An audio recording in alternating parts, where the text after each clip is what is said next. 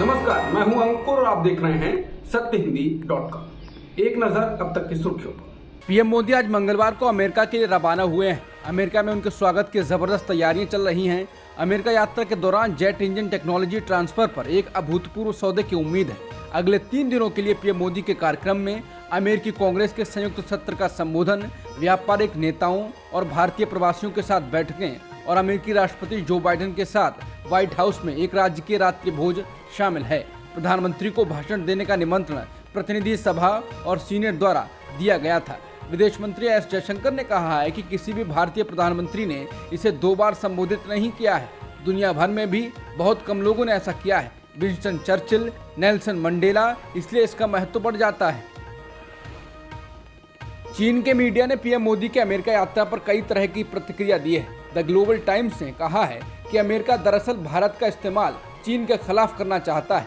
America चीन की आर्थिक प्रगति से परेशान है, इसलिए वो उसका मुकाबला भारत को आगे बढ़ाकर करना चाहता है। द ग्लोबल टाइम्स में चीन के शीर्ष राजनयिक वांग यी ने 3 देशों के बीच बहुपक्षीय संबंधों के बारे में बात करते हुए कहा कि वॉशिंगटन नई दिल्ली को बीजिंग के खिलाफ एक ऐसे देश के रूप में इस्तेमाल करना चाहता है जिसके सहारे वो चीन को घेर सके। चीन के पूर्व विदेश मंत्री वांग यी ने कहा कि अमेरिका की ये जियोपॉलिटिकल राजनीतिक गुणाभाग विफल होना तय है, क्योंकि ग्लोबल सप्लाई चेन में चीन की स्थिति को भारत या अन्य अर्थव्यवस्थाओं द्वारा हटाया नहीं जा सकता है।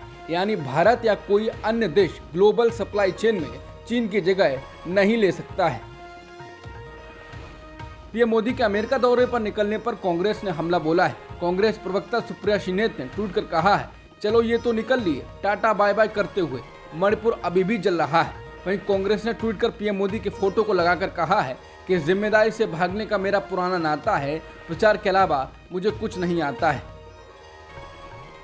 शिवसेना उद्धव गुट के नेता और राज्यसभा सांसद संजय राउत ने संयुक्त राष्ट्र को चिट्ठी लिखकर एक अनोखी मांग की है। संजय राउत ने संयुक्त राष्ट्र महासचिव से आग्रह किया है कि वो 20 जून को विश्व गद्दार दिवस घोषित कर दें। संयुक्त राष्ट्र के महासचिव एंटोनियो गुटेरेस को लिखे पत्र में संजय राउत ने मांग की है कि जिस तरह से संयुक्त राष्ट्र ने 21 जून को विश्व योग दिवस घोषित किया है, उसी तरह से 20 जून को विश्व गद्दार दिवस घोषित किया जाए। बता दें कि पिछले साल 20 जून को ही शिवसेना के 40 विधायकों ने एकनाथ शिंदे के नेतृत्व में उद्धव ठाकरे से बगावत की थी। संजय राउत ने भाजपा और बागी विधायकों पर उद्धव ठाकरे की बीमारी का फायदा उठाने का आरोप लगाया है। शिवसेना यूबीटी के अध्यक्ष उद्धव ठाकरे ने सोमवार को मुख्यमंत्री एकनाथ शिंदे पर निशाना साधते हुए उन्हें भाजपा का नया गुलाम करार दिया है। शिवसेना के 57वें स्थापना दिवस के मौके पर ठाकरे ने कहा कि कल मैंने कहा था कि प्रधानमंत्री मोदी को अमेरिका के बजाय मणिपुर जाना चाहिए, क्योंकि मणिपुर जल रहा है। मैंने जानबूझकर इसके बारे में बात की, लेकिन तुरंत भाजपा के इस नए गुलाम यानी शिंदे ने कहा कि मोदी की आलोचना करना सूर्य पर थूकने के समान है। ठाकरे ने कहा कि अगर वो सूर्य के समान है तो मणिपुर में क्यों नहीं उदित होते हैं, जबकि वहां संकट चल रहा है। ऐसे सूरज का क्या फायदा है। यूबीटी सेना प्रमुख ने रविवार को उप मुख्यमंत्री देवेंद्र फडणवीस के उस बयान पर भी कटाक्ष किया कि पीएम मोदी ने ही कोविड-19 का टीका बनाया था। उद्धव ठाकरे ने कहा कि फडणवीस का भाषण कल एक कॉमेडी शो की तरह लग रहा था। अगर मोदी ने कोविड वैक्सीन ईजाद कर ली होती तो वैज्ञानिक और बड़ी कंपनियां क्या कर रही थी। ये कैसी अंधभक्ति है। मध्य प्रदेश कांग्रेस के उपाध्यक्ष दामोदर दास यादव का एक बयान सुर्खियां बटोर रहा है। उन्होंने सिंधिया और गृह मंत्री नरोत्तम मिश्रा पर जमकर हमला बोला है। इस दौरान उन्होंने सिंधिया को कांग्रेस की भूल बताया तो वहीं नरोत्तम मिश्रा को मच्छर कहा। कांग्रेस के प्रदेश उपाध्यक्ष ने कहा कि मैं नरोत्तम मिश्रा को चैलेंज करता हूं, 25 तारीख को दतिया में अपनी यात्रा का समापन करूंगा।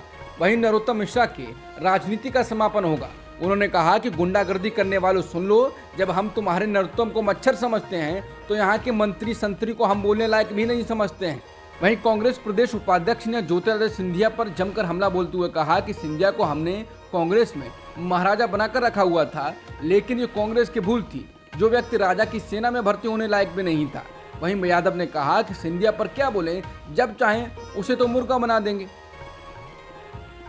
मध्य प्रदेश कांग्रेस के अध्यक्ष और पूर्व मुख्यमंत्री कमलनाथ ने कहा कि बीजेपी के पास पुलिस, पैसा और प्रशासन सिर्फ 4 महीने के लिए बचा है। प्रदेश की जनता शिवराज सिंह चौहान को विदा करने के लिए तैयार है। हम भी उन्हें बड़े प्यार से विदा करेंगे।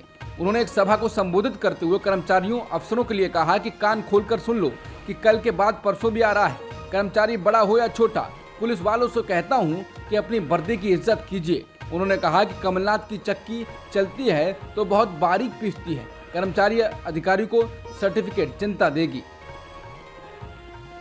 फिल्म आदिपुरुष विवादों में लगातार फंसती चली जा रही है। लोग आदिपुरुष को बैन करने की मांग कर रहे हैं। लोगों को मनोज मुंतशिर द्वारा बजरंग बली के लिए लिखे गए डायलॉग्स पर आपत्ति है।